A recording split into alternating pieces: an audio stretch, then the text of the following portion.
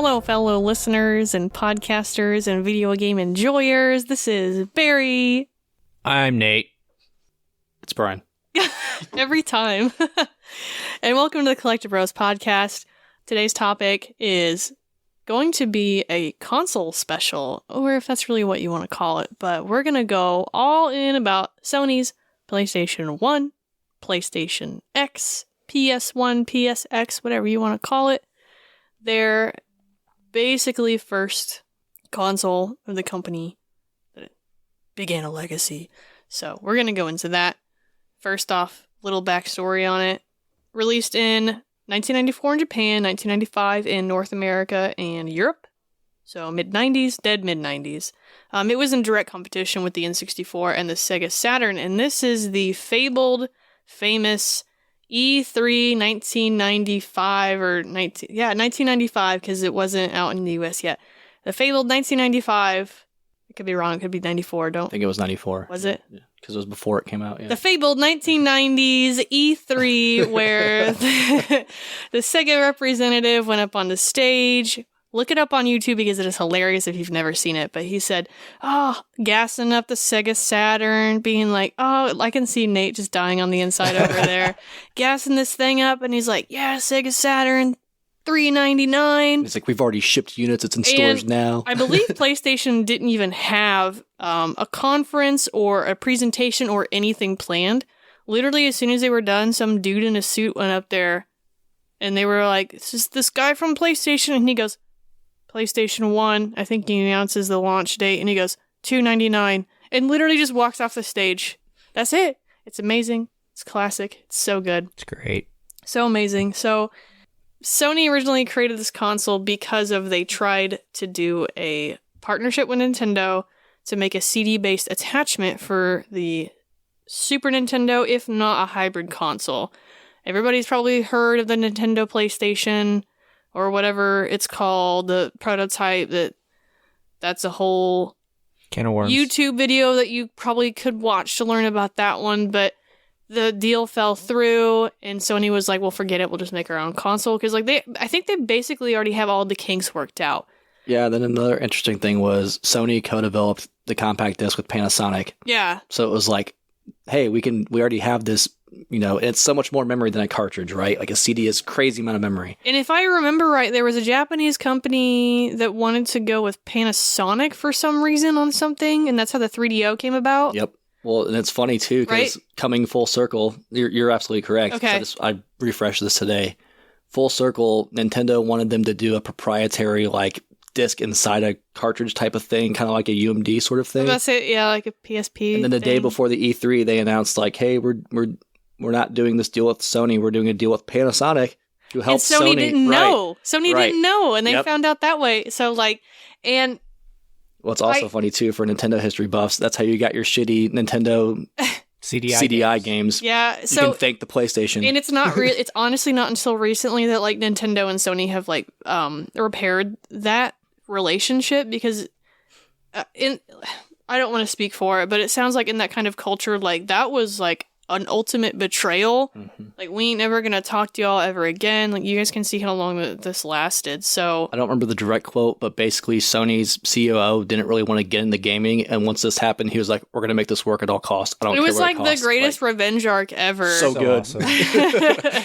Awesome. So in a big part of so they developed this console, basically already had everything worked out. And that was when, it's so funny. We'll go into Final Fantasy VII, because I almost jumped again on the Super. Ties back to Nintendo. Yeah, it does. But their whole thing was like, they wanted inclusion of third-party developers and publishers. Nintendo has always been, and still is, extremely notorious for having this kind of like iron grip on their stuff. Like, Nintendo will not let just anything happen on their stuff. So Sony was like, forget it. You want to make a game for this? You can make a game for this. So the library is massive. Huge. I mean, I think it was only superseded by the PlayStation 2. And another thing is they had a heavy emphasis on affordable games. So originally you would have thought, like, going from a cartridge to a CD format, a new format, especially like when Blu-ray happened for the first time, it was expensive. It was expensive to put those out. Even DVD jump was crazy expensive. Yeah, DVDs. I'm sorry. That would have been between it. DVD was definitely much more expensive, but CD was surprisingly cheap compared to cartridge. Cartridge was very expensive to make, especially RPG cartridges. So you go to a CD format where you can basically fit whatever you want on that disc. It's got a lot of data on it too. Everything was so affordable, and then you're reflecting that on the greatest hits where they were like, shoot, I think the stipulation was 200,000 units sold of a game and it would qualify for greatest hits, and that sucker was $20 new. It didn't matter like what the new current MSRP of a new game that year came out. Like, greatest hits titles were $20 flat. So clutch. And I want to say that Nintendo was the one that, or not Nintendo, I want to say Sony was the one that kind of started that trend. I mean, there was Player's Choice or whatnot for Super. Yeah, but how much I don't think like the price said, is though, different. Right, yeah. How much, that's what Nintendo's known for, just their greed. And especially back then, I don't want to backtrack too far, but like Nintendo, they would regulate how many cartridges they would give you because it was all proprietary. Like, they controlled the manufacturing of their cartridges they'd send the developers. So like when Sony came up and they're like, hey, we already have the manufacturing facilities for these DVDs, give us the data, for CDs. Give us the data, we'll print them for you. Like, as a developer, why wouldn't you want to wait for Sony? Right. And think about this too. Like, new console, you already had your Mario set for, Nintendo, Sonic for Sega. These developers, like, you had a shot to become Sony's flagship title. And that was a big start for a lot of those people.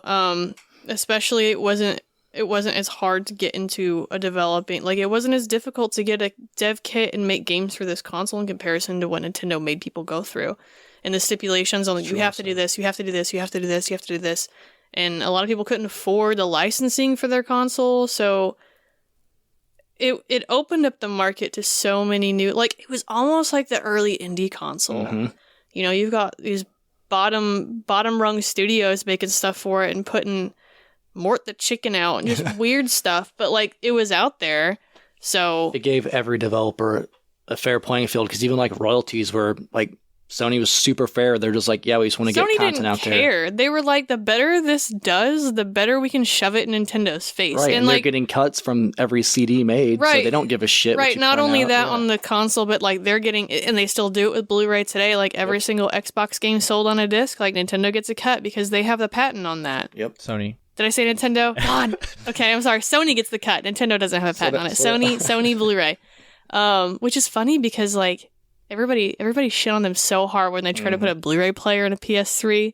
Which is crazy. Like, it's a 3D Blu-ray player too. I mean, that was an expensive unit, Yeah, but like, the PlayStation 3 was the cheapest Blu-ray player out on the market. They already did it once with the PS2 and DVDs. Like, why not do it again? You know what? And then Sony got greedy with proprietary memory cards with their handhelds, but you know what? We're just going to gloss over that point. But like, the PlayStation had, did the 64 come out before? It's after. Okay, so PlayStation had memory cards. It wasn't save it on a CD anymore because the consoles couldn't burn it, so they had to figure out, like, how do we save? And the thing too, I'm sorry, I don't mean to cut you off. The competition was like the thing that went in the back of the Sega Saturn. Like, this was a true card you could take to a buddy's house instead of taking a whole cartridge or a battery from a Saturn. Like, this console did so many revolutionary things at the time. Quick point I wanted to bring up also, when you had, especially in that era, there's a lot of people trying to get on the gaming market because gaming was taking off.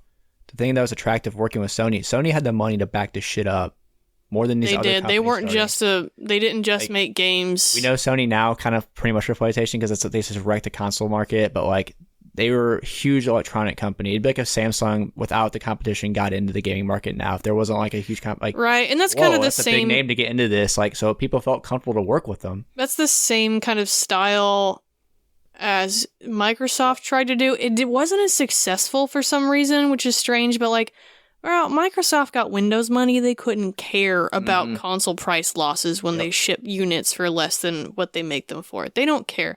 They out here wanting your subscribers, and they want businesses buying their Windows products. What's like, the other? They're a software developer to the core, and that's where they make their money. So they don't care about all of their stuff. So that's kind of how Sony was. Is like, we don't care.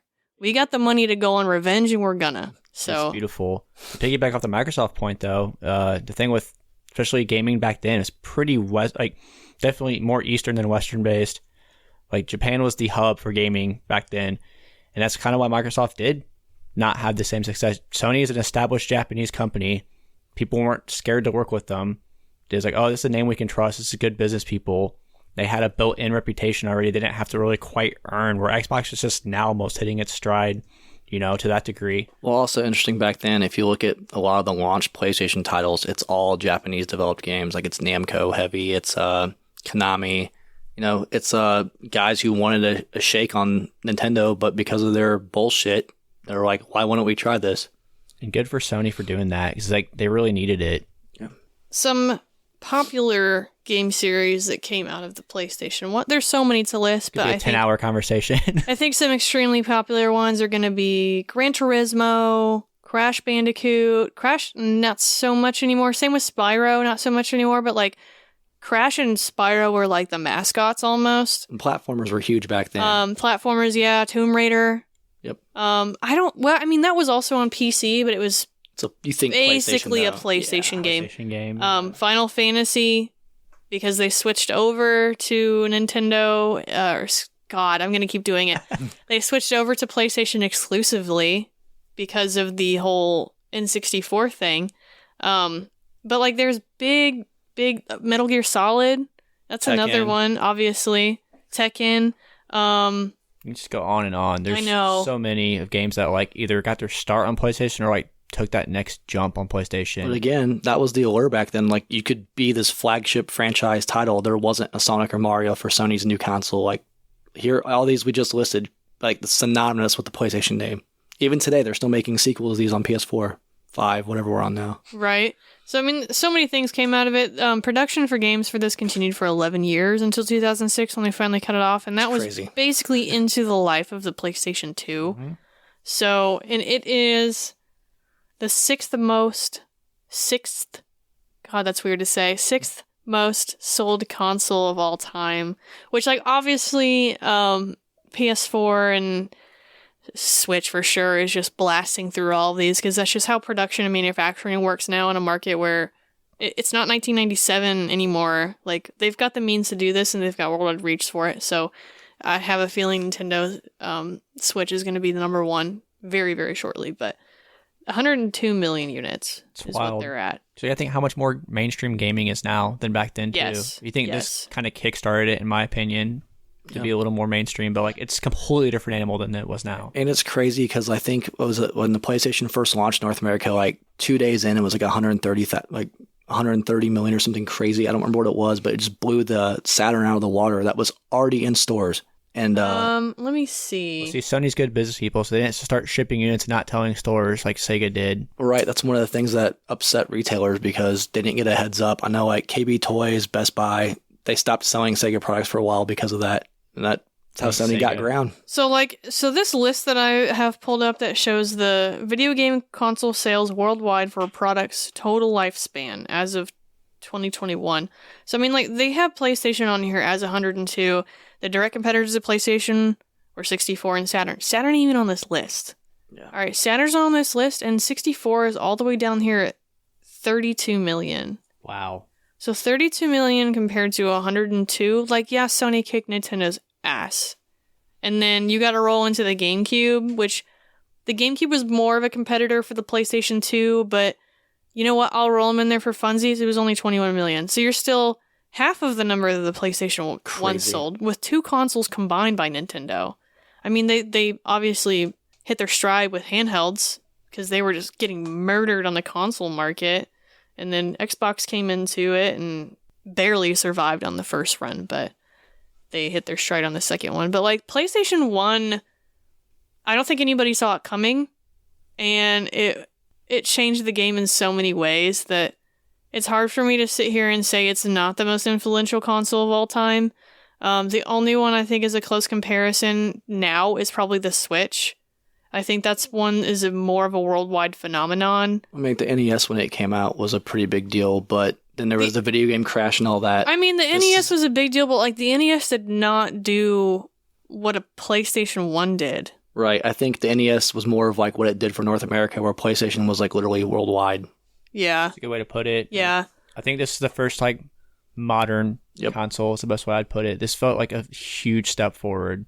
It was massive. It's so like hard to not understate how big of a deal like PlayStation was, and you see every time a new one comes out, like everyone pops off. Like how moms when we were growing up called everything Nintendo. Like people probably call it PlayStations now. Like maybe. Like I think it's more of a thing. The PlayStation name in general is so the head of the line. It's the head of the pack. Every year it comes out. Even when the PS3 struggled, like it was still a huge deal when it came out. Well, it's funny too because for this initial PlayStation, Sony kind of differentiated itself from They're like, let's make sure we push the PlayStation brand. Don't call it a Sony PlayStation. Call it a PlayStation in case it bombed, which is funny because it destroyed everything. But I think that also in turn helped with synonymous of like video games. You think PlayStation, not necessarily Sony. But even though like they're Sony Santa Monica Studios and all that, they brand it Sony now. But for the time, this era, it was PlayStation. You know. I mean, if you think there's a more influential console, that's completely valid. I just like that one. It's hard for me to pick another one that did all of the things that a PlayStation 1 did. It's definitely one of the most influential ever, no doubt. If we go through the track of what came out next, okay, everything was just a competition of itself for so long. Like honestly, until the Switch. Like, they tried to do that with a Wii U and got laughed at, and then they said, look at this banger of a mobile/console. And, like, everybody was like, whoa, everyone has a Switch. The Switch is just, everyone has 2 Switches at this point. Everything is on the Switch. Everything's getting ported for the Switch. Nintendo, for some reason, is like, third parties all come in. Like, okay, you're 20 years, 30 years late, because PlayStation did it in the 1, but okay, whatever.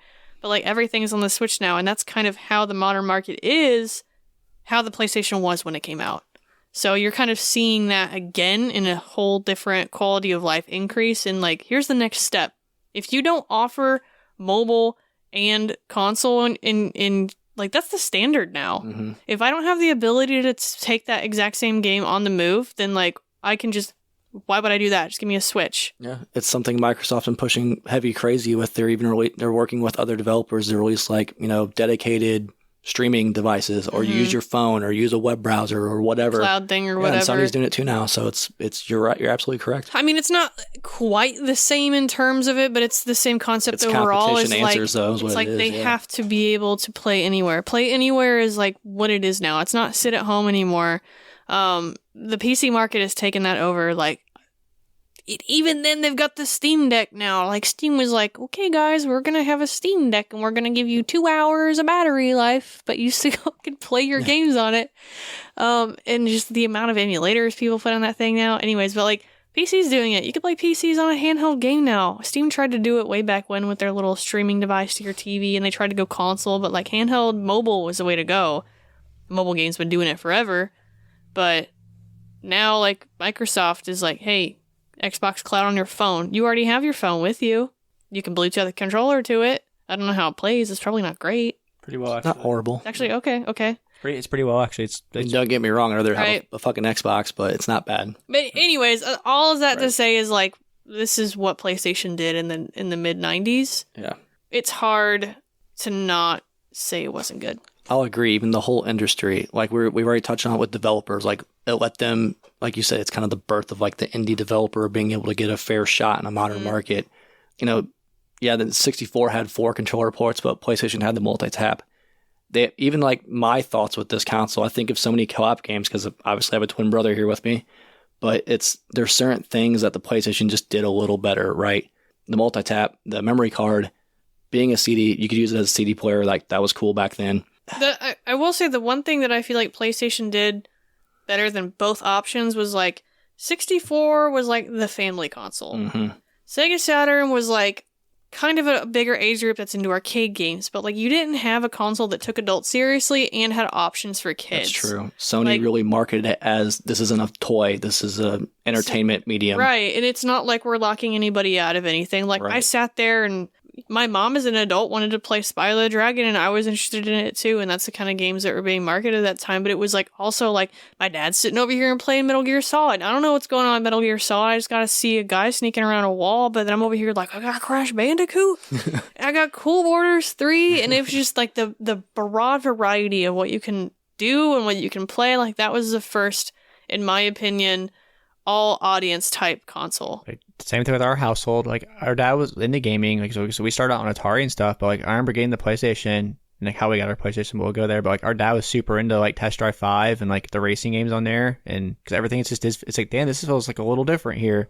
Even playing sports games, my dad got back into sports games on the PS1. Like, because I remember the knock was like, especially our dad, like, just to paraphrase, like, he built computers, like he was in like gaming right from a PC standpoint, so the perception was that consoles are like shit. And then I remember PlayStation was the first one that kind of tilted that like perspective of being like, hey, there's some merit to these things. I think that, and then maybe Xbox kind of did at one point where it kind of skewed, where it was like, PC games are dead, here's the killer. Had a hard drive in it, you know. So it kind of happened a couple years later, and like at this point we're at PC's its own thing, console's its own thing. It's fine to play anything. There's no freaking war. I don't care who you are. I'm also not paying $1,500 for a graphics card, so I'm gonna pay $500 for a PlayStation 5, and it's gonna look pretty, okay? Yep.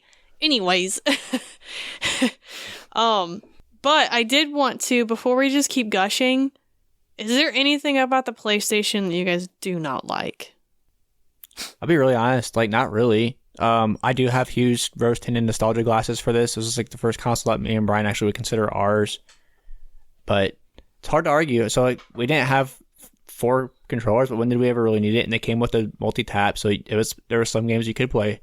Now, the one knock I had on it, they fixed very quickly, was the controller. If you started first-person shooters, they didn't have the sticks. They added the sticks and literally changed the effing game. Was this the first console with dual analog? Yes. Dual, okay. Yep. And I was going to kind of even a step further. I remember playing Alien Resurrection when it was new, and like it was knocked at the time for the control scheme, but it was the first one to feature your left thumbstick moves you and your right thumbstick looks around. Revolutionary. And, oh yeah, like, 'cause we were playing first-person shooters with the mouse, and like, this feels just as natural. This feels good. I'm like, why are people ripping this game? This game's awesome. Well, if you remember, the control scheme back then was like, this is going to be confusing. Tank controls. Right on the left stick made you strafe. The idea of being able to look freely was like a foreign concept back then. Well, I mean, at that time, like, we didn't have games where it wasn't a 3-dimensional space where you could do something like that. I mean, if you take an analog stick and you throw it into a 2-dimensional game, like, one of the analog sticks doesn't do anything. That's just how the game is made. It doesn't have a space to rotate in that dimension. So this kind of game, and PC did it a little bit. I mean, like, you got Doom and whatever. It's Quake, yeah. Quake. It's not really the same though. Yeah. Because you can. But I mean, look at this. You're already moving with one hand and you're looking with another. And so on a console, the only thing that we had in comparison was, I wanted to say Dreamcast. When the Dreamcast came out I after, remember, right? Quake 3 was the first one where there's only one analog stick on the... Even then. Yeah, even then, like, the Dreamcast only had one analog stick, and it did not feel comfortable to play those. Saturn had those weird little swivel things. Yep. 64 had the stupid Trident, whatever one in the middle. Like, I don't know why they just thought human beings weren't able to use their hands. Yeah. Maybe. I mean, like, I get it. Some people ain't got thumbs out there. That's fine. Or not all of their digits, which is fine. Like, they find a way to adapt. But I'm just like, they're actually, doing much, much better accessibility now with stuff like that. But, like, come on, man. For the record, though, like, 98% of us are going to have all 10 digits. So why are we only... I don't know, bro. No, I get what you're saying, but it's funny because that wasn't really the knock when it came out. Everyone's like, oh, the 64 is going to have 360-degree analog control. One stick, exactly like you're saying. So dude, it's like, you guys remember, okay, we were so used to 2 analog sticks at this time, and then they dropped the fucking PSP. Yep. And we said, we gotta go back to triggers and a 1 analog stick, and we raged. Like, that's how much it changed everyone's perception on how to play games properly. Put it this way, man. The controller's basically the controller we're using now on whatever console you're playing It's never changed. Yeah. I was going to say that. It has never changed. So basically what they did, they took a Super Nintendo controller with a D-pad and 4 face buttons, and then they added bumpers. And, like, then they eventually put the thumbsticks in. But, like, I was even watching this video where they're explaining designing it. They said they wanted to keep it simplistic, something that I already knew, but they also wanted to take it to the next level. So they didn't want to make some crazy, battering-looking thing. The original PS1 controller is, like, super elegant. It's really sleek. It has no, like, pointy edges. It's got the shoulder buttons that feel nice. Comparing it to the time without the analog sticks when it launched, I'm sure it was kind of, like, normal. And then like it feels good with the analog sticks, man. Like it really does. Look, It just to feels right. this to hold day, a PlayStation controller. PlayStation has the correct analog stick placement. Well, I do not care. here's my thing. It is not comfortable to have an asymmetrical hand layout when my hands are the same shape and the same symmetry. Why am I going to have one thumb point up and one thumb point down? Feels Okay, more that's natural. stupid. But whatever. Yeah. I don't want to hear anybody's It's opinion on it preference. because I am right.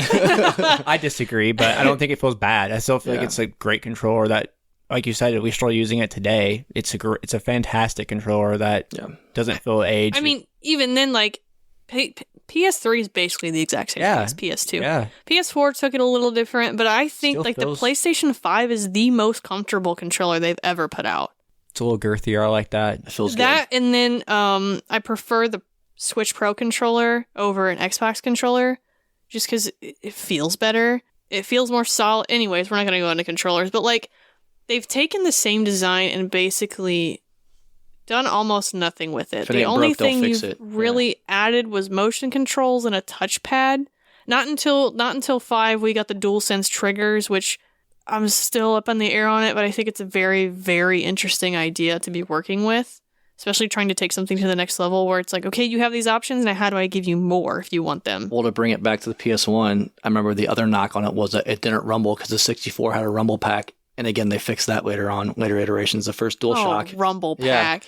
That was a Well, big you know deal what? when it Now the came Rumble's out. built in. We Exactly. didn't even gotta have a stupid Exactly. attachment. It was a big deal when it came out. But yeah, like that's the thing. Sony is kind of taking what everyone else has done in a way and didn't end up doing it a little better, or they just completely did their own thing and they've just marginal improvements on it, not enough to keep the same skeleton. Where that just tells you how timeless this controller is. Look, I don't want to sit here and beat a dead horse when I tell you PlayStation has got the greatest controller design of all time. But which controller in a current gen console has a rechargeable battery? Yeah, That's a huge. like I said, they do things just a little better. Okay? Like, Microsoft wants to sit there and make you buy an extra battery pack and a stupid charge cable, and PlayStation was like, we don't care, we put that in there for you. I play All right. wired, but I'm the weirdo. So, I'm just like, I remember that when they announced the Xbox One X, and they showed, like, the Series X line or whatever, and they showed the controllers, and it was like, AA batteries, and I'm like, what are we Batteries, in? batteries. Early still 2000s? arcade. Pretty stupid. Man, okay, So, I mean, even like anyways. you look at like it's like Wavebird, right? Like Wavebird had batteries. Like, come on, man. I mean, they had to do what they had to do with wireless Right, at the but time. now like, we're in I'm shocked it even 2022 worked. and we're using batteries still. Yeah, the charging it in is awesome. Like, Then they were like, if you don't want that, buy an Elite controller. Did the PlayStation 1 have a wireless controller? No, I don't remember I don't think PlayStation so. 1, but Because PlayStation 2 did with aftermarket. I know, like the Genesis had one. It was infrared. It was So if you aftermarket, weren't though. like pointing up, right? Well, no, Sega made one. Sega made one? So if okay. you weren't pointing that boy right at it, though, like Dude, I have one. I have a PlayStation 2 wireless controller, and it's got like, it looks like the plug of a normal controller. They just snip the cord off of the end that you put in the console. But yeah, man, if you are not in a certain distance at a certain angle, that RF will not pick, or IR or It's whatever, funny. infrared will not pick it yeah, I up. was wondering if there was one for PlayStation. I never played on one if there was. it's kind of off garbage. topic, but it's kind of on topic. I have one for the original Xbox, and it's wireless, except for when you plug in like the headset or the memory card on top of the Xbox controller. There's like a dongle, and that's what you had to like. plug into your- Oh, yeah. So I'm like, if you're using a headset, it defeats the whole purpose of having this thing wireless. It's not in the controller. You're the like, it's pointless. Yeah, they had a rough time. Yeah. Getting the trying to figure out how wireless controllers worked was a rough time in the GameCube, Xbox, PS2 era. But going back to PlayStation controllers, I think it's the first console I remember where it had like special edition controllers. Because there's one. I don't remember any that Um, weren't aftermarket or third party. There's one on my dream list. There's a fucking Wu-Tang controller on PS1. It's like actually licensed Wu-Tang. Was it Sony? Yeah, Sony licensed? Yeah, I believe so. Yeah, it came with the It came with special the- edition of a yeah. game. I That's think true. It's I've PAL. seen that. It's very expensive. So cool. It came in like a shrink pack, right? Yep. Okay. But it's the first console I can remember where it's like it had like special edition controllers. Where I'm like, man, that's so cool. And now look at it where we're at with that in Man, general. look. I don't know if it was officially licensed, but there is a Patrick Star PlayStation 2 controller that is the dumbest looking thing I've ever seen, but I want one so bad. Yeah, that sounds rad. It's pretty. Hold on, I'll show it to I'm you. about to Google this. PlayStation 2 took it a step further because they have like the slime controller and the chainsaw controller. For Man, Resident and Evil. that was the benefit of going PlayStation is like these aftermarket companies could do whatever they wanted to, and PlayStation didn't care. They were like, the more products you feed us, the more people will buy our console to use them. Yes, dude. That's funny. I need one. I've seen one I actually had one. I bought it for $10, and then something on it didn't work, so I had to return it, and I was sad. That's pretty sick. But it was just so stupid that I'm like, I need this. The Spider-Man controllers, like... Yeah. It's just PlayStation had opened the market for so many avenues to come into the gaming world, and it's weird to think like what would have happened if they never did that. What it would look like. It's weird because like Nintendo back then had such like an iron grip on things, and for the competitor to be like, hey, let's just treat these devs right and give fair royalties, let them develop what they want. Like, what a foreign concept, right? It's such a weird thing now, but like, why was that such a foreign concept back then? And look at the results. Right. Who would have thought treating people right, being fair, would have worked out so well? I was gonna say the only problems or criticisms I ever had with that console was the fact that it was a flip lid, and you put the disc on a little nub disc thing that goes in the center and it spin around. I've broken so many of those. Like, I remember my parents being mad because like I just murdered that console by just putting discs in it because I played it so much, and the next thing you know, it pops out. So we got we had a gray PlayStation. That's how we got our slim model. It's because I broke the first one, and then Sony never learned their lesson. To be honest, like PlayStation 2 came out and it had a disc drive, and I think they tried to switch it, but a lot of the issues that they have is things getting stuck. So when they went to the slim model, obviously it was too thin to put a disc drive in it, so they went back to the whole. That's right. The door flips open and you gotta pop it in there, and I broke one of those too. And then we go to the PlayStation 3 and it was fine for a while, and so you've got the super slim and the top slides open and you put the stupid disc down on there. So it wasn't until the PlayStation 4 where they finally got rid of that. Because like it exposed the eye. The eye got entirely exposed to the outside. Like, who knows what got inside of that thing. It just was so many problems waiting to happen, and they just didn't learn until the 4. Want to hear something even crazier? Talking about the event that I didn't even think about. So Nate and I, our PlayStation, we had a modded chip in the back to be able to play like imports. I remember you telling me about that, yeah. And the way they did it was you had to put a North American disc in initially, and then swap it out with the burnt one when the chip was in there. So how you did that was there was a spring that you put on the button that held the lid down. So you basically had your PlayStation open at all times. The little hook thing where it hooks the lid down? Yep. Yeah. You had a spring that sat there and pushed the button down and held the top of the PlayStation open. Right. I remember like there was one time where I wasn't reading my game and I was like, I gotta figure out how I can look inside this game without having the lid shut. So I had to like, you do the thing and you'd kind of look at it real down low and you'd close the lid to like see what it was catching on, because you kids, you don't know anything. Right. So it's like, all right, what's it catching on? And I was like, oh, all right, I'll like shove my finger down in there and like see if I can turn the button on and put a disc in at the same time and see it spinning. Yeah, I remember that. But yeah, it's really hard to come up with negatives for this console. Even from like, I remember as a kid, we wired it through the VCR, but now it's like, hey, you got PS2 cables, just... I mean, it had an RCA, AV. Right. They had the same damn AV cables that fit all 3 consoles all the way through PlayStation 3. Never changed it. Had no reason to change it. It worked fine. They were consistent. Consistent controller style, consistent cables, except for the power cables. Those were not consistent. Right. Memory cards worked on the 1 and the 2. Yeah.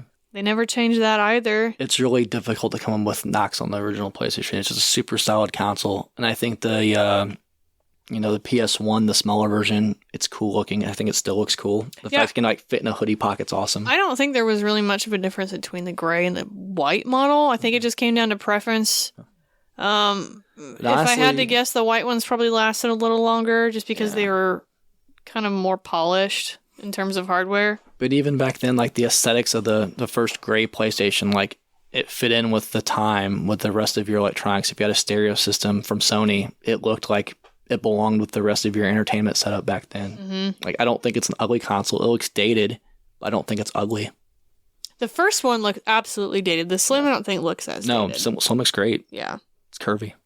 But yeah, even that gray bulky boy for the time, it was like, hey, this is a decent looking. It looks, technical. When you compare it to like the Saturn or the 64, DI 64, it looks the best of the bunch to me. Yeah. It looks still looks kind of modern-ish compared to the rest of them for sure. I don't think the Saturn looks bad. It's just so bulky in comparison. It's Where weird it's with like the cartridge slot too. Like you've got the Saturn just being a thick brick up there, and then the PlayStation 1's just like, look what we can do. It's like, Sega, why aren't you doing that? Why do I gotta have a 15-pound console and this one over here weighs like 3? Yep. What are you guys doing? What's inside of that? Hot air. I was like, why is it? It's just solid metal on the inside. What's another thing too that like Sony really got right that I meant to bring up earlier is like developing for the PlayStation was super simple, and like technically the Saturn's more powerful, but like when you don't know how to develop for it, look at the games that are on both. Look at Tomb Raider. Look at Castlevania Symphony of the Night's a freaking joke on Saturn. Look at every other 3D game of the time. And look how Wipeout. Better they look on PlayStation than everything else. Yeah. I mean, I wish that trend continued through PS3, and that was a huge detriment to why that game failed initially. Is like it became one of the easiest consoles to develop for to the most difficult. So it was indicative of, and you can even see it now as PlayStation 3's library is not very big and it's not very great. I mean, honestly, I don't think that era is the greatest era that we ever had, but the development process for that was so much more difficult when compared to the 1 and the 2, and you can see that in the library is like, it was so expensive to make for that console too. And like these small, new bottom first game companies can't afford that. So maybe by the time that you got on, like if you started on the PlayStation 1 and you got your little indie thing going there and you continued through the console, you probably had enough prestige to handle a PlayStation 3 development kit. But like if you were trying to come into the game at the PlayStation 3 like they did on the PlayStation 1, you weren't going anywhere. So PlayStation 1 did a lot that I don't think a lot of people realize when you look at it. It did so much for not just console gaming, but like the video game industry. Right. Like from a software standpoint, hardware standpoint, it really, like you said, Nate, it's the first modern console. I mean, to the fact that they're still like, they did the PS1 Classic, like Sony knows, they had that, and how important it is to people our age. Like people our age, PlayStation games themselves are getting more and more expensive because people want the games they played as kids. But I guarantee you we get on the table, I'm sure we will at some point, and just talk about some of the games we played. Everybody's just different. Like everybody you meet, because they either had the 64 or the PlayStation or whatever, but I think it's a different console and it's viewed differently. Like you were saying earlier, to the family aspect of it, it's like it's not necessarily a kid's console. Like every person has a different perspective of what they played on it. It's pretty cool. I mean, we can. That's a good little transition where we could talk about some of the games on that console. Let's go. I love the PlayStation library. I want to know what your guys, like, if you had to pick one, what's your favorite PlayStation 1 game? And we can list off some more after that, but I want to know what everyone's like, PlayStation 1, that's difficult. That's your game. I got a feeling I know what's going to be, but... There's so many bangers, man, and I have so many emotions and sentiments. Like, I have a seriously personal attachment to this console. It was like the first console that Nate and I got that was ours. We're just going to throw some games out, and we'll talk about it. I mean, honestly, this console's what got me into like every genre of game I love. It got me into sports games, got me into fighting games, it got me into like action games, platformers. I discovered so much on this console, but obviously a standout for me is Metal Gear Solid. Duh. I think that was a lot of people's... So far ahead of its time, right? Like there's small things like the memory card stuff it does, just the graphics alone, the openness of it, the story. I will say, Metal Gear Solid is just the Metal Gear series is a very blank space for me. So I had got the PlayStation 3 Legacy Collection, whatever it is, and it has the PlayStation 3 virtual version of Solid. So I remember getting to the point where you have to fight the guy with the mask. What is his name? Psycho Mantis. And you had to do all this weird stuff with your controller, but it was a PlayStation 3 controller that's acting as a virtual PlayStation 1 controller, so I'd have to go into the menu and change my controller to player 1 to player 2 to like get it to fit. And like I kind of wish I got the charm of I wish I would have put that into my PS3. It was badass. Well, actually, even in PS3, I have to plug it into a port. So I wish I would have thrown the PS2 if I knew like that's what it did.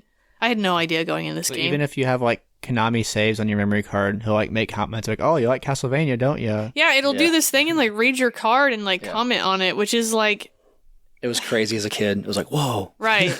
Like that is big deal for a lot of especially people who don't know how computer software works and like what you can do with it. That was like oh wow, like there's so many things in the game, like graphics, the sound design, like knocking on the walls and hearing the echo based on how far your character was from the camera. Like there's so many things about that game that was just like, back then it was crazy. And then even looking back on it now, it's like, damn, they did that back then. Yeah, Metal Gear Solid did so many experimental things. And then for Nate and I back then, like we beat that game without a guide back then. That's what you had to do. Without the internet back then. Like it's cool, man. Like there's a lot of stuff you had to find out on your own.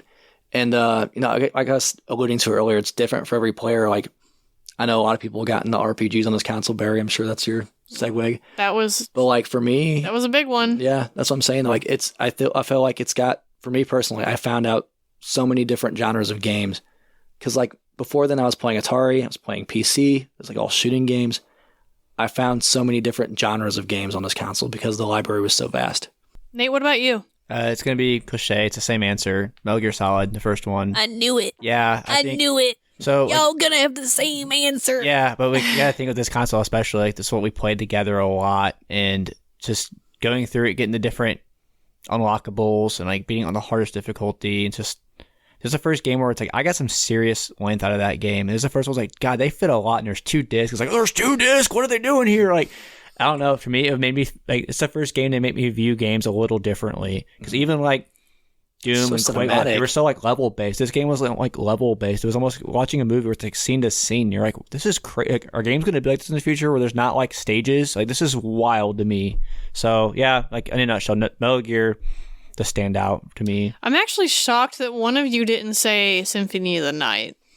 I got into it late. Late. Okay, that's fair. I was like, yeah, one of them for sure will say Metal Gear Solid, but whether both of you say it or Symphony of the Night, that's definitely what I got too late. Like I love Castlevania, but I never got to like CD Castlevania until late. I played it as an adult. Like I didn't play it when it was new. I was like in high school, I think, the first time I played it. Yeah. Did y'all play that PS3 one first? No. Really quick special shout out. I have to say it, and might be honorable mentions. I mean, it's like Spider-Man. To have a real Spider-Man game. Yeah. You don't understand, Barry. These shitty-ass Spider-Man games we had to play before this PlayStation Spider-Man game. Well, that was the first platform 3D style Spider-Man. Everything else was like a beat-em-up side-scroller. I remember my dad coming home with that and just being like, oh my God, this is really happening. This is like before the movie. It was just like to have like something I always wanted. Combining 2 of my favorite things at the time was just like, I can't explain to you how mind-blowing it was to me. Because I remember the Spider-Man game I used to like just play for hours that was pure dog shit on DOS was like this, you're like maybe an inch tall on the screen and you walk around with this stupid hard stomp walk and like there's skeletons chasing you. You're on Mysterio's set and it was just so dog shit, man. Like that's all I had. An Amiga style game. Yeah. Like, it was awful. And then they have like this 3D voice acted like 3D world that was like freaking Spider-Man, something that I love more than almost anything in my life. Was just like so mind-boggling as a kid, and even now I'm like, dude, I have ridiculously fond memories of this game. See, I need to roll back and play that one because I thought for the longest time I had memories of the first game, but I have memories of the second one. We'll get around like to playing this game soon. The tutorial level was like the weird grid thing, and that's where you learn to like web sling. It's so good. I always thought it was the first one. That's what I'm curious though, because just full disclosure, I do want to do this for an episode for Is It Worth It, and I'd love to see how it holds up, and if it ruins it, I don't know if I can go off live. Is that why you're debating it? Dude, honestly, yeah. Because like, can't. Like the game was. Do you remember like the chase scene? Sorry, I can't keep. Look, there's some things that like say you your favorite can't. Game, but like that game's amazing. There's some things that you can't go back to because you know for a fact it'll ruin that memory. If anything changes, if it's not exactly how it is in my head, like what is life, bro? Perfect example. I'll actually bring this up as my first honorable mention. But it's sitting over here. Where is that? Give me that stack. Because this will roll into something. This is an honorable. So Ninja Shadow of Darkness. I couldn't remember exactly what the subtext was, but so Ninja Shadow of Darkness. I never realized it was so hard.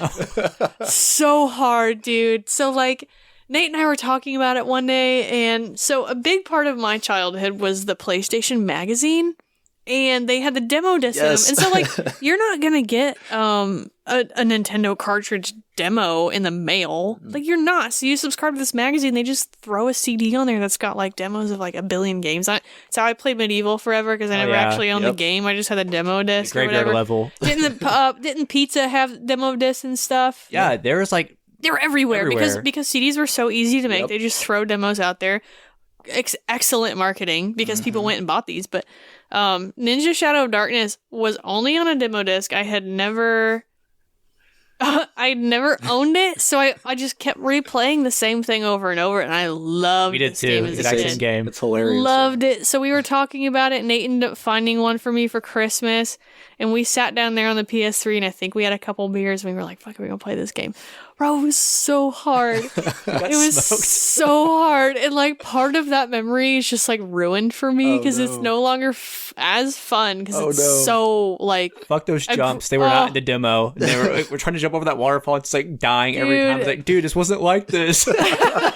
Like, this is so awesome. I feel like a badass. Point, are we just old and we can't, like, is our motor functions, like, going away, or are we just more lithe children? I don't know. It's funny, though. Do you remember when the Crash Bandicoot remakes came out and people were like, this is different. Like, I was so much better at this as a kid. No, dude, Crash Bandicoot is hard. Yeah. I had a friend where I'd go over to her house, like, every Thursday or whatever. We'd just smash a 12-pack of cider.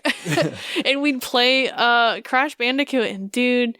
that shit got hard. And, like, you wouldn't be that many beers in before you were like, man, this is hard.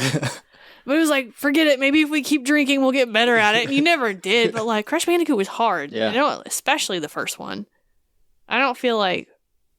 Yeah, 2 was definitely... I don't feel like Warped was as bad. Was that 2? That's 3. 2 was Wrath of Cortex, yeah. That's right. 3 was Warped, with the motorcycle and stuff, yeah. Barry, what's your favorite PlayStation game? Past my honorable mentions, it's Final Fantasy VII. Like, Final Fantasy VII is, and a lot of people listening to this can probably relate to it, but it's what got me into RPGs. It's what basically introduced the West to RPGs. We would not be able to have so many over here if it was not for this game. And they kind of bit off more than they can chew because they tried to go on and make a CG Final Fantasy movie that was just awful, but... Final Fantasy VII was, like, the first one I got, and that was the first one I played by myself. And, dude, like, this... Now looking back on it, it's got flaws. It's got a lot of flaws. Like, the translation's not great. The story's not really that great. When you kind of look at some things, you're like, what's going on? And you're like, Nomura has no idea what's going on. Oh, the same guy that made Kingdom Hearts? Okay. But it's kind of indicative to the game that 25 years later, basically, you've got a completely done remake that still people can relate to. So this console was a huge RPG push. That's basically all I collect. So when I was like, I'm going heavy for PS1, a majority of my collection is RPGs. And it's not that it just has to be... I mean, this was the first, like, Polygon 3D RPG, like, big deal, whatever. There was a lot of good 2D ones on there, like Suikoden 2, strategy RPGs on there that people don't really think about. I mean, Final Fantasy had like 8 bajillion games on there. They had the anthologies where it was like, you know, I want to play these old games on the Super Nintendo, but like wait 10 years to load. Like, you can do that, you know. We put in some fancy video and, you know, whatever on there, but Final Fantasy VII for me was like the game. It will still always be the game, and I know it's not really that great, but it is. Oh, it is. No. It's a huge deal. So many people are going to give that same answer. Like, how big of a deal it was when it came out. I just remember that. It was just like, it looked completely different. Like you said, RPGs, this is what brought RPGs to the forefront to us. And like, I guarantee you pull most people, they're going to say Final Fantasy VII is synonymous with PlayStation. That's the beautiful thing about this console, though, is you have your very iconic classic games, but there's so much crap we can pull out, like Ninja being an honorable mention. Like, I'm about to mention one. Me and Brian played the hell out of Fighting Force on PS1. Like, let's go over what the hell is Fighting Force? Well, before you go into that, I will say you were saying like Final Fantasy VII is the reason why Final Fantasy is paired with Sony, and it is exclusive to this day. Yeah. Not so much 15. Like 15 was on all consoles, but like they already said 16 is going back to being exclusive. I don't really agree with that so much because I feel like everyone should have a chance to play this game regardless of what console you have, and that's just my opinion. But It's a good opinion. that was a big reason why the shift happened. And so when someone says, "What do you think the console like?" When you think of Final Fantasy, what console do you think of? They're gonna say Sony. Yeah. PlayStation, They're not gonna say Nintendo, regardless of the first 6 games being on a Nintendo console. They're not gonna say Nintendo because people think of 7, 8, and 9. That's what they think of. And what a time, because those were great games. They were. Yeah. Well, and then not to mention 10, 10-2, 11, That's the thing. minus yeah. PC. It was first on PlayStation, then 12. All on PlayStation consoles only. Yeah. All of them. Yep. So I mean, it's how many Final Fantasies are up to? It's such a huge franchise, and yeah, you're saying people think Sony. Absolutely. Like my first thoughts, Sony. Like, yeah, I've played some of the early ones. They're on Nintendo, whatever. But the fact that like Nintendo let this out of their grip, that they let Final Fantasy out of their grip because of their greed, like honestly, it's another reason as an adult and as a petty asshole why I love the Sony PlayStation, just because the revenge story behind it. Even like losing something as big as Final Fantasy, like, I mean, if you're loyal to one brand, I guess it sucks for you, but super interesting. Like, I just love the idea of the PlayStation, how it came to be, the games for it. Just, man, I'm way more emotionally invested in the original PlayStation than I realized I was. Oh yeah, for sure. And there's so many games from, because like I think Barry touched on earlier, like there was a lot of budget titles for it, and that's kind of what we got when we had it originally, dude. It's like really all we could afford at the time. And I think there's a lot of people in a similar situation. Like these games were still pretty expensive, but you could go get a $20 new game. Like, it's freaking crazy. Well, even then, like if you waited a year, you could get. Remember how big of a deal Medal of Honor was, or it had like Steven Spielberg's backing. But it's like, there's a greatest hit version going to come out if it sells like hotcakes, and you can buy, the most mind blowing game at the time for $20. Like, what a deal! Yeah. Anyways, go back to your Fighting Force. Yeah. Fighting Force, yes. So it's a brawler beat 'em up, but it was full 3D, which is pretty cool, and it was co-op. So like all your characters were on the screen at the same time. There's different combos and stuff. It's a game that me and Brian just probably played till it damn near doesn't work anymore. We beat it so many times too because it's so short. And it's so corny but awesome. It's a game that I have just like super fond memories of playing as a child that I'd be kind of afraid to play as an adult. And hopefully it's like not awful, but We're doing it one day. we have to. But I think there's several games like that where it's like, oh, we had them as a kid, and like still have them to this day. Where it's like, man, that was the good times, man. Just getting home from school, no one's outside to play basketball. Let's go beat up some dudes on Fighting Force. I think everybody's got different answers too for the games they played because the library was so big. I mean, another just like garbage pail game, toss away that no one remembers, but it's funny because like talking to my neighbor about it, different experience on a different console. But like Battle Tanks, do you remember Battle Tanks we played, or like Twisted Metal? There were so many good co-op games for the PlayStation. Everyone thinks of the 64 because of Mario Party that it's like the party console, but dude, trust me, like when sharing time and playing with somebody, when you had like, you only got 2 hours to play, boys, and it's like, well, we're gonna split the hours or we're gonna play together. Like, big deal back then as a kid. And there's so many good co-op games for this thing, or just like fighting games. Think of the great fighting games on this console. Something I had in my notes was you can basically pick a genre, anyone you want to, and you can probably find a game on there where it's what took the step forward for that genre, and it's on PlayStation. Yeah. Fighting games like Tekken, there was like nothing like Tekken. Tekken 3 especially, arguably the greatest fighting game ever made. That and Street Fighter 2. Definitely it's the greatest 3D fighting game ever made, like no question. Powerhouse on PlayStation. Thinking about sports games, like the step they took forward. Like Genesis was probably the first one to really make sports games a deal, but the games on PlayStation, like full 3D rendered players, like insane. What's the thing? They had a lot of, I remember like 98 specifically, the last batch of Genesis games. Like NHL 98, another one that we spent a ton of time with because it was one of the 2 games we got with our PlayStation initially was, we'll get the Genesis version compared to the PlayStation version. It's jaw-dropping. Like, it's like, whoa, this is the same game in the same time. So fast. Yeah. Like, that's in racing games like Gran Turismo, people forget now because it's kind of not the leader of the pack anymore. But in the first 2 Gran Turismo games, they were like, how are they doing this? This is crazy. To have a simulation like that on a console. Yeah. Wild. It's unheard of. Because you had arcade racers and stuff, but to have like a sim, that was a PC thing, especially back then. I remember like Microsoft Flight Sim was huge. Cars were kind of not, it was arcadey, and to have that on a console for, what was the PlayStation going price for a game like retail? $40-$50? I'm going to say it was 40. Yeah. But then again, you wait a year and you get that greatest hit version or 6 months or whatever it is. Like, what a steal.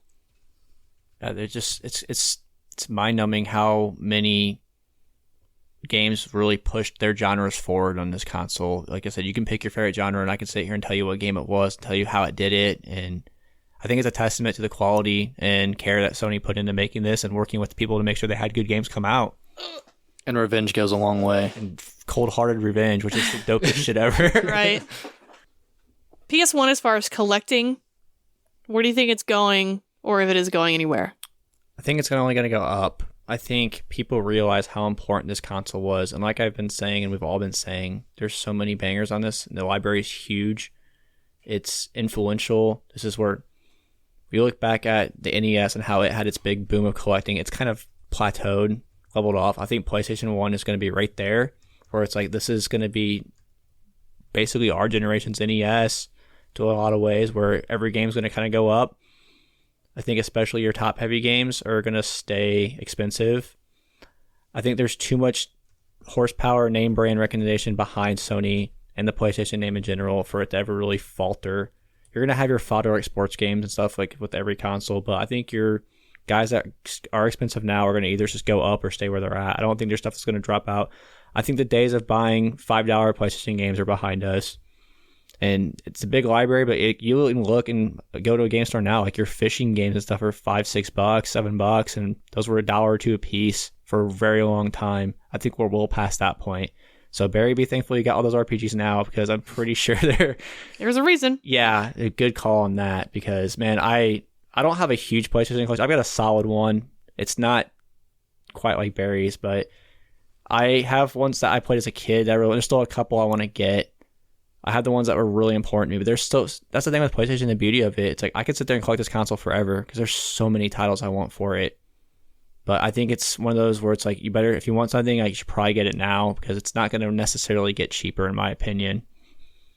Yeah, I agree. I think we're at the age where people in our group are settling into their careers, or, they're getting the job that I wanted. So it's like when I first started getting really heavy into retro gaming, that was kind of happening with the NES. And then even action figures, it's people in our age group can afford the things that they wanted, never got as a kid. And it's the PlayStation. And there's some crazy heavy hitters on the PlayStation. Those are going to remain crazy heavy. But like you said, my stupid genre of collecting fishing games, I've literally seen it. And it's everywhere I go. It's like, man, what these cheap games aren't cheap anymore. Cheap still, but not like it was. I agree with everything you said, honestly. I'm not going to beat a dead horse, but I think you're 100% correct. I think, some of these nuttier games, the Persona is this, juggernaut. It's not going to get any smaller. And those early Persona games, they're expensive now. They're going to get more expensive, I think, honestly. There's so many titles that got their start or found their lane on the PlayStation, where those titles are just, even though they're accessible today, they're still going to be expensive because they're the original versions to me. And it's an interesting console to just collect subgenres for, right? There's a lot there. Yeah. Like we've already said, there's label variations with your greatest hits. If you collect just certain subsets or certain series, there's shit you need on the PlayStation, and it's only on the PlayStation, and the only way you're going to get it. And with a lot of games, as far as paying for it, if it's the only way you can buy it, you're going to pay for it. I think PlayStation, it sucks because it's really hard to get into now. It's turning into one of those, to me, once you've got one of your titles hit $1,000, that's going to be hard for a lot of people to get into. So there's a lot of pieces in that are going to either go up. Like I said before, the whole CD rot thing is still up in the air.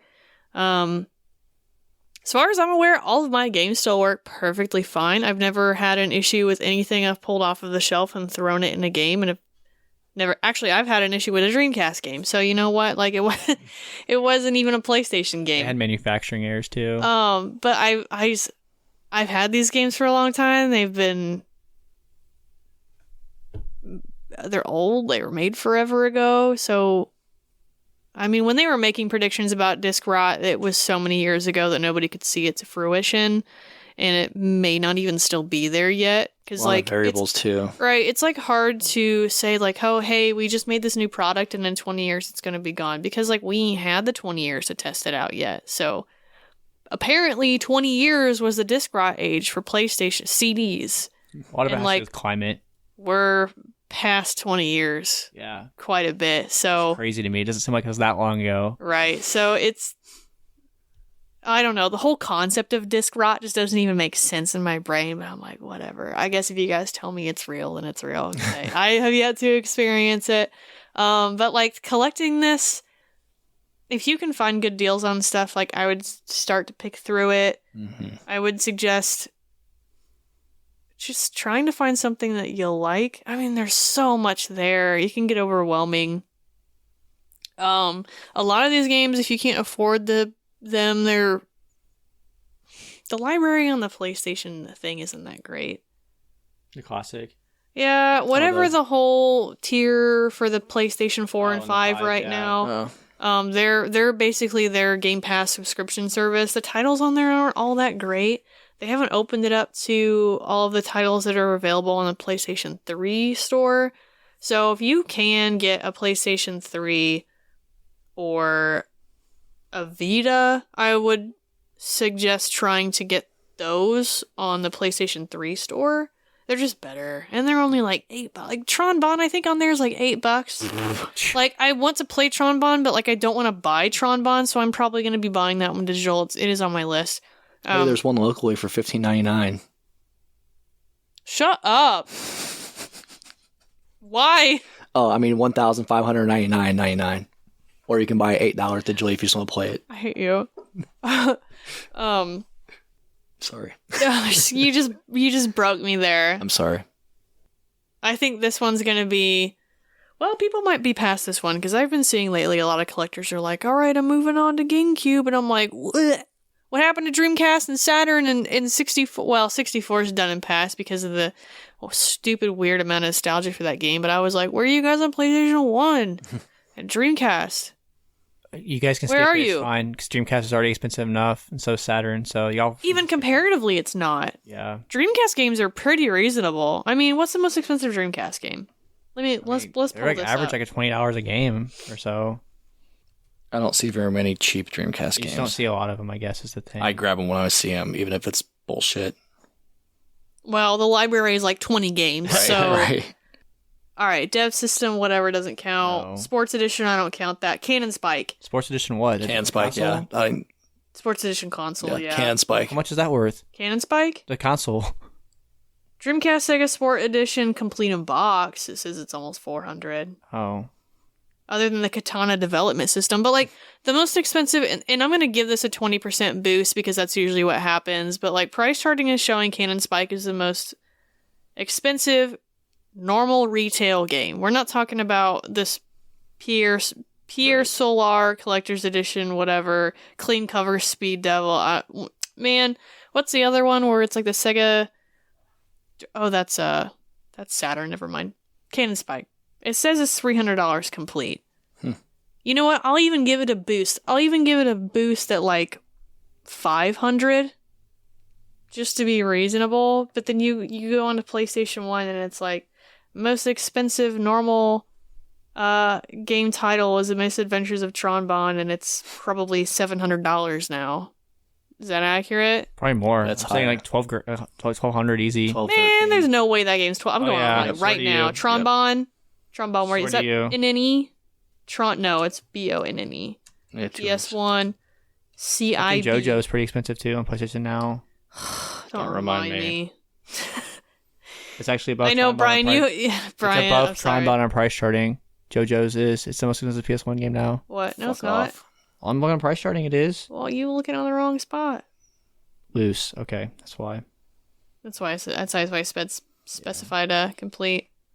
So I mean, you've got 550, not 550, 575, 640, 650.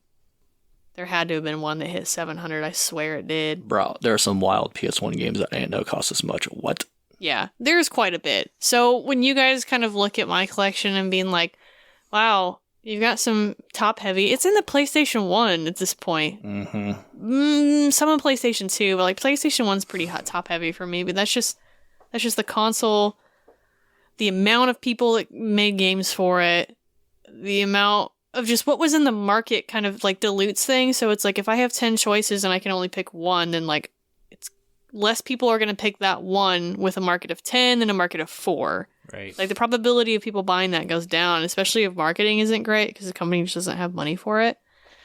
Working design games are a very, very niche audience, and it's only until now people are wanting them. But that's why they're so expensive, because like there's just not a lot of them out there. Right. You know, at that time period, like people weren't interested in that until Final Fantasy VII. Right. And then all that came out. So it's kind of why you see a lot of that. I'm just going to throw in here after flipping through my app. If you guys see PlayStation games and you feel like it's a good buy, it probably is. Like, snag it. Man. I mean, there's some stuff that's even like common that's expensive now on the PS1. Like, I know like the Doom. Yeah. I think the non-long box one is like stupid expensive now. We were talking about that recently. So PlayStation came out with some weird long box styles, and I don't know why they did it. Saturn had that style case. Saturn did, but they were a thicker plastic clamshell type case, and so these ones were like a thinner black plastic clamshell type, but it felt cheap. Felt waste of space too. Yeah, and I don't know why they made it for some games and not all of them, or if it was early ones. But there are some games that have a long box and a CD jewel case. Jewel case. I was gonna say crystal case, so I knew that was wrong. And it's a cooler name. There are a couple. I think it's like 3, maybe 4 titles that. Jewel case. Jewel case. Thank you. The jewel case is so much more rare, and I think Doom was one of them. I'm thankful to have one because I didn't even know that. I just liked Doom and bought it. I was actually looking for the long box one because I like the funky long box, but I lucked into that one. I remember I texted you guys the list because I didn't know about it. You don't have to dig Ray for it. Tracer's the other one. Was it Ray Tracer? Yeah, because it basically in the long box was a launch game. So I know Kingsfield is one, but that one's not one that's not as rare as some of the others. Kingsfield's expensive either way, but I don't. Do I have Kingsfield? I have Kingsfield 2. One of them because you had 2 copies. I did have 2 copies. Thanks, bro. So you just keep buying things and you don't update your inventory list on accident. But that's just part of the fun for this console. There's so many ways to collect it. It's the beauty of it, really. I feel like Lunar, now that I look at it, might have been one of the earliest iterations of like a special edition, pack-in collector's edition type thing. I feel like it's safe. Yeah. Think of any other ones that had a box other than Arc the Lad. That's the only other big box, like fat box style limited edition on the PS1.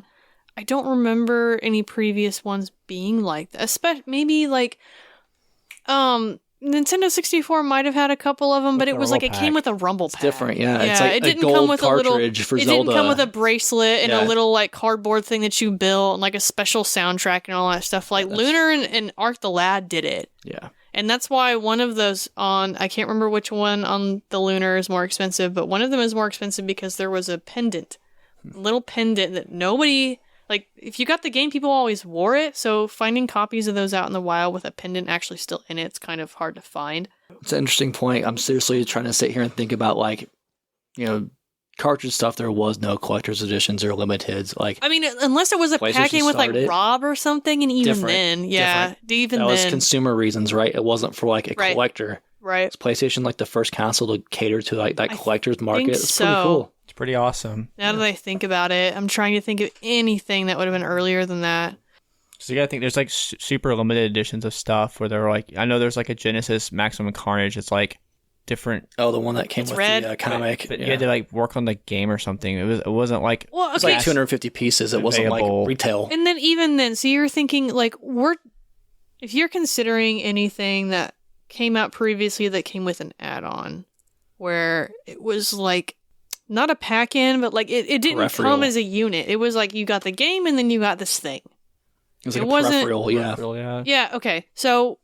I can't think of anything previous to Lunar or Arc the Lad. I'm saying both because I don't know which one came out first.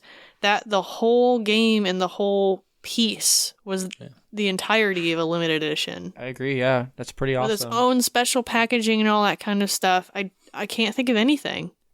So Makes They you might think have that started maybe it. those are going to start climbing up when people realize that. They're already expensive. Yeah. Well, Lunar is the kind of Arc the Lad's dead in the water. It's never going to happen. I need that. I don't have that one, and now it's stupidly dumb, and I'm so mad. But like, Lunar is one of those where people have been begging. Like, Lunar fans are diehard. They've been begging and begging and begging and begging, and so those will get exorbitantly expensive if they announce anything about Lunar, anything at all, because those are said by the community the best version to play. Not to mention that the Sega CD versions are just stupid expensive. Yeah. But their PlayStation 1 is the more accessible way to play it. There are more copies out there, and it's the better one.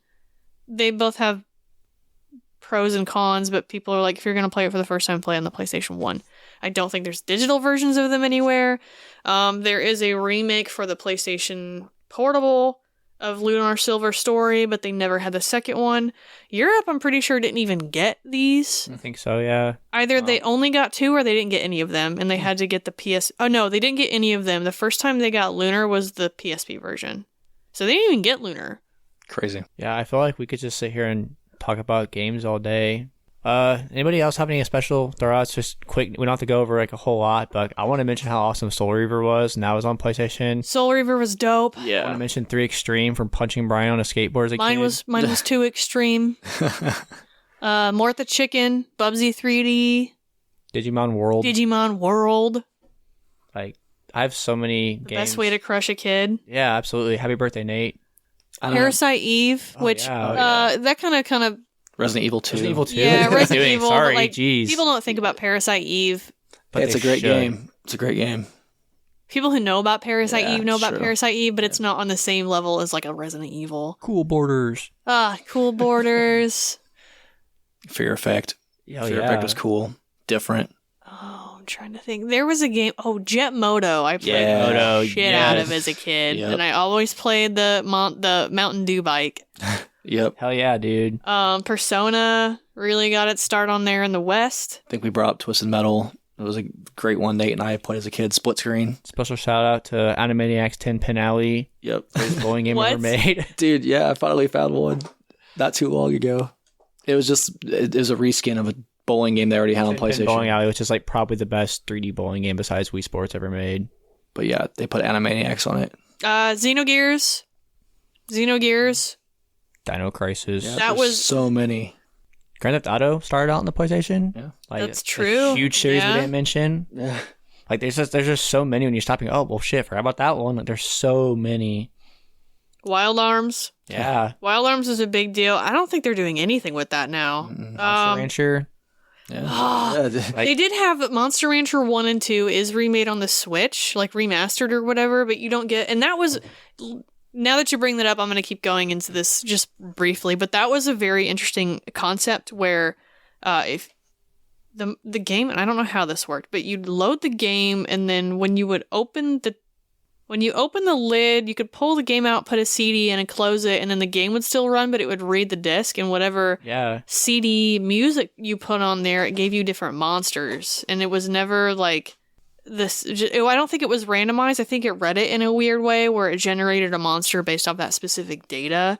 So like Monster Rancher was like, all right, cool. What find your friends and be like, what CDs do you got at home? Because I need to collect new monsters. What I need to monster throw does Shania CDs Twain in there. make? Go. Yeah, like what, like Britney Spears. What can you get me today? Like that was such an interesting concept with like using the actual media, and it doesn't hit the same on Switch because you have to put in a weird code and it just kind of generates it. But like it's the same as Metal Gear Solid, where you don't have that like textile experience with it.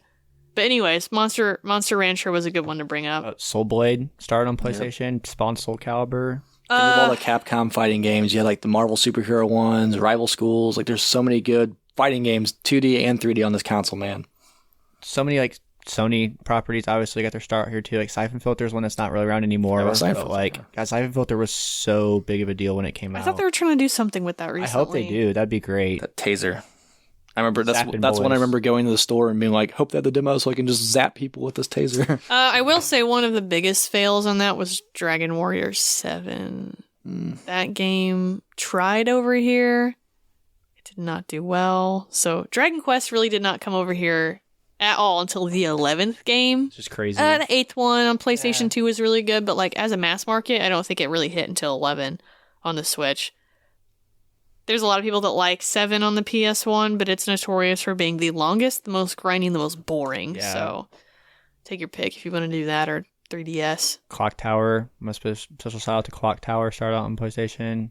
Huge horror console. There's so many like horror classics that started on PlayStation. Castlevania took a huge step in its more modern direction on the PlayStation with Symphony of the Night.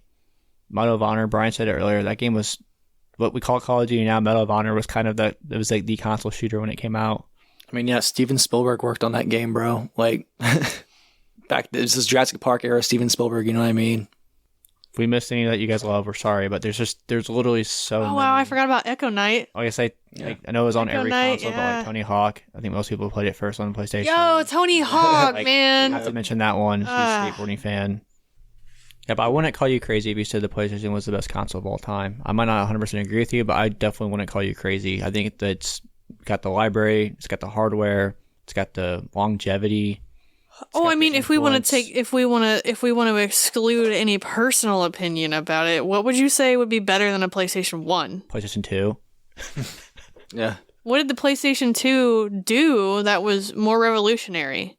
Other than maybe The trying to attempt a library. hard drive and an Price internet, it point. failed. I think DVD, it took over, it's not just a game console, it took over your living room.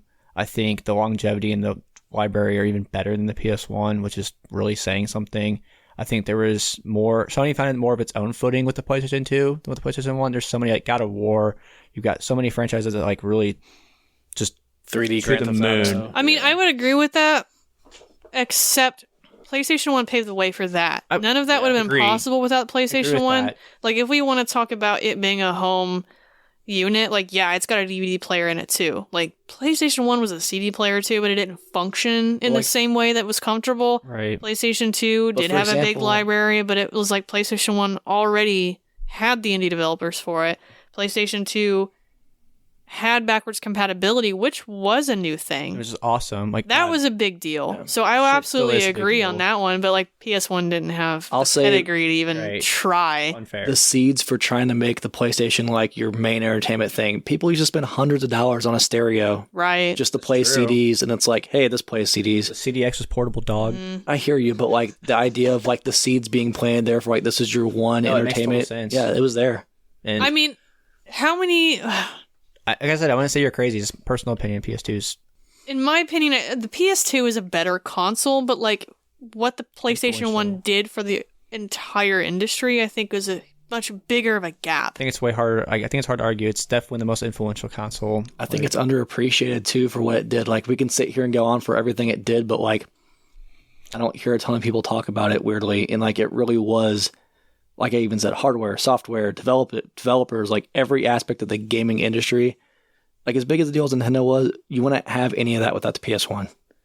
I think there are people out there that know it. I think it's just as new things come out, it's just kind of Pushed aside. pushed back a little Yeah, bit. you're right. And it is kind of overshadowed by the PlayStation 2. Like everything the PlayStation 1 has, the PlayStation 2 has it, so it's already seen as a superior console, which is true. But if you have to think about it as like, which one gave us more iteration? Like PlayStation 2 didn't. There's a half step where PlayStation was a full fucking rocket Right. ship launch forward from what it's everything before it. Like at even backwards compatibility, like Nintendo kind of already had that in the bag with the Game Boy. The Game Boy Color specifically, I may have come out before the PlayStation. The Game Boy Color definitely came out before the PlayStation 2. You could play Game Boy and Game Boy Color games on it, didn't matter. You had the Super Game Boy attachment for the Super Nintendo, so I guess in theory there's some backwards compatibility with that console with an attachment, but it just didn't hit the same Yeah. Right. as a PlayStation 2 did. That's the thing. It was so easy to convince your parents to get a PS2. Oh, It's yeah. like, listen, it's like, hey, it plays DVDs and all my games that you just bought for me, they still work on it. And it played CDs. Yeah. And it was like all my old games on my PlayStation 1, I can still play those. That was a huge deal. Yeah. Now, the internet on it was very failed. It was there, and though. It's you know crazy. what? SOCOM online lobbies, let's go, people. It was awesome. Yeah. The fact that Final Fantasy 11 just ran so long on that thing is incredible. insane. Whatever. But yeah, the PlayStation is a console that came out. What a console. PS1, it's a special spot for all of us. It's really fun to sit here and talk about it for a while. Might go home and boot it up. It's been a while. Yeah, we'll wrap it up here, but do you guys have anything? I've got one little tidbit. So when I first started getting back into like buying games heavily, the very first thing I did because of the memories I had with this PlayStation was dust it off, throw in an HL 98 because like I learned life lessons playing with my dad on that. Like literally, I don't know if you guys know anything about hockey, but like pull your goalie, basically pulls him out, you get an extra attacker. I was like, 6, 7, I think, when the game came out. It's like, Dad, what's pull your goalie mean? He's like, figure it out. It's weird to sit here and be like, oh, playing these video games gave me like life lessons and like, but it did. Like I have such an emotional attachment to this console. Even like how we got it. Like it was Christmas, our house started on fire, we lost all of our shit. Obviously as a kid, this is like, oh my God, what could be worse than losing your presents? Like never mind your house is on fire. But as a kid, it's like, we had this PlayStation donated to us and it was like, holy crap, like amazing, so you got a game console as a kid. And it was the first one that was like me and Nate's, and it's crazy. Like I have so much, I still have my childhood PlayStation. I'm never going to get rid of it. Never going to get rid of any of my childhood games because I'm so attached to them. I still have a lot of them, but there's some that just kind of like got lost in the void. Yeah. I'm like, where did they go? Oh, don't get me wrong. Like my childhood copy of Spider-Man doesn't have the manual because God knows where that's at. But like I bought another one, but guess what? There's 2 copies of Spider-Man on my shelf because I can't put it in the words. I get the warm and fuzzies with this console. Yeah. For sure. That was a really hard period. Like we lived in a hotel room for almost a year while they were like rebuilding our house, and obviously none of your friends want to come over and like hang out at the hotel room, but like me and Brian had the PlayStation to kind of get us through it, and so cool of like everyone to pitch in. Like I was a bunch of family friends and just people that heard about it that like pitched in money and got us a PlayStation and a bunch of games, and really like made me soften up on humanity a little bit. It's just a really cool moment. I still get warm and fuzzy thinking about the PlayStation. Got a little closer to my brother playing it, honestly, because like we were kind of always in competition being twins, but like how to just collaborate and work together. Like I have so many little Grinch heart growing moments with the PlayStation. It's true. For real. So that wraps up our episode. Our special on the PlayStation 1. Alright. We have a nice little episode lined up next. Is it worth it episode? Nate, which game is it? Phantasy Star. A game I absolutely adore. Which Phantasy Star? Phantasy Star 1 for the Sega Master System. Sweet. Is it worth it? So we're going to talk about Phantasy Star, Sega Master System. Is the game worth it? Why or why not? Listen in. It's a special. If you like this podcast, you can check us out on our social medias on Instagram, Facebook, TikTok, and Twitter at Collecti-Bros Pod. Maybe quite possibly the stream. I don't even know it's going to happen yet because I got everything set up and nobody's came over to do a stream. It's been crazy. All right. Maybe we'll do a stream someday. We'll stream some PS1 games. Hit us up on there. Let us know about your PlayStation 1 memories. PS1 Classic. Best PlayStation. Look, I don't even think the PlayStation 1 Classic was that bad. People shit on it for no reason. People did. It has some good titles on there. It's so easy to mod now, too. Yeah. It's actually not bad at all. I do think it was too expensive when it came out, and I think that's a good, fair criticism. Anyways, thanks for listening. Check us out in 2 weeks. Thank you. Goodbye. Bye. Bye now.